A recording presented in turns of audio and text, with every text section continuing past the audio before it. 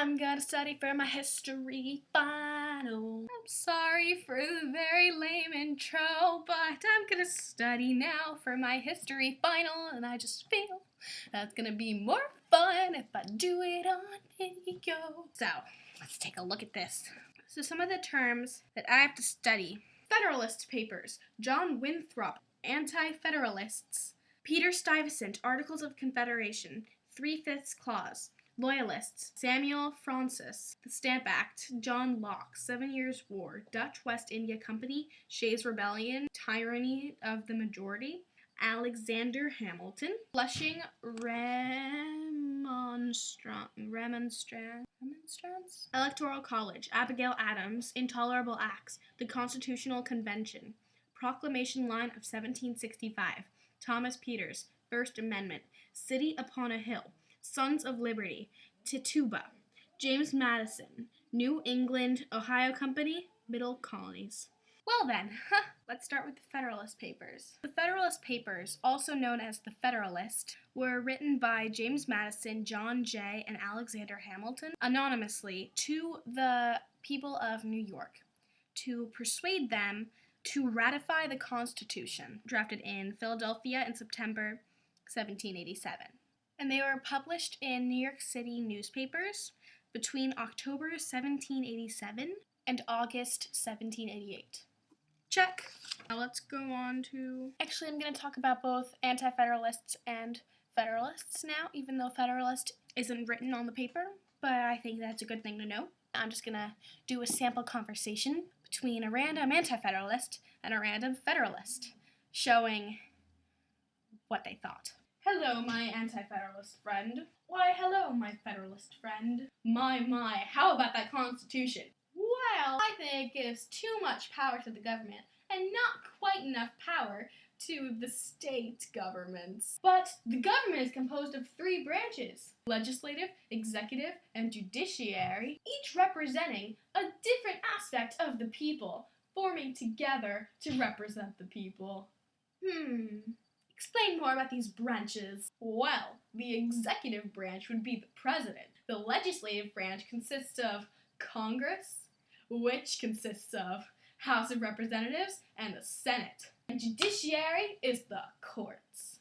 But I want a Bill of Rights. Let me see that. But writing a Bill of Rights would only be troublesome, because you can't list every single right of the people. No offense to all the people, but you guys can use what's not written there as an advantage, and you guys can take advantage of that and be like, oh, well, the Bill of Rights doesn't say this, so that means I could do it. Well, I just simply don't agree with you. Would you hold that thought? I'm going to convince New Yorkers of something real fast. Checking off Anti-Federalists. By the way, I'm doing these totally out of order, so sorry if this doesn't make sense. Let's do James Madison. It's 5 o'clock. Thanks, computer. But on with James Madison.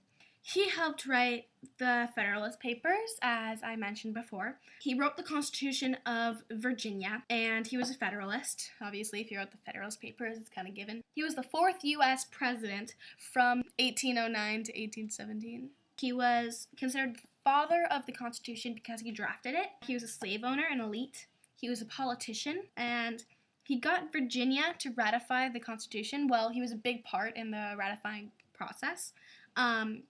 And he became a leader later in the House of Representatives, and he drafted the first 10 amendments, so he's known also as the father of the Bill of Rights. I'm not going to mention all the stuff that he did while he was president, because that is not on my test.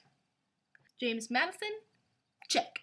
Now let's go on to Alexander Hamilton. So Alexander Hamilton, he was a soldier, and he served in the American Revolutionary War. He became the leader of the Federalist Party. He was part of the Continental Congress in New York, and he didn't like the Articles of Confederation, and he played a part in getting Congress to write a new constitution. And he was the first Secretary of the Treasury for George Washington, who was the first president of the United States, if you didn't know that. If you didn't know that, that's kind of sad.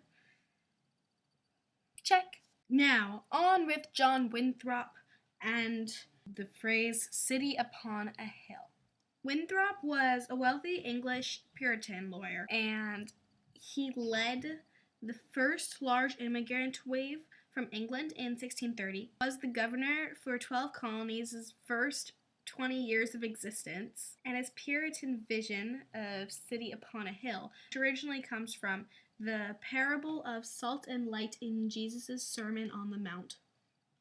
So that influenced the government and religion of neighboring colonies. He was born rich, he was trained in law, and he was kind of authoritarian because he resisted attempts to widen voting rights and other basic civil rights beyond religiously approved individuals. He opposed democracy. So yeah, check and check. Since I have to go babysit, I'm not going to be able to do the rest of these right now, but I'll do a part 2 and probably a part 3 of this. So, yeah, see you guys later, and bye!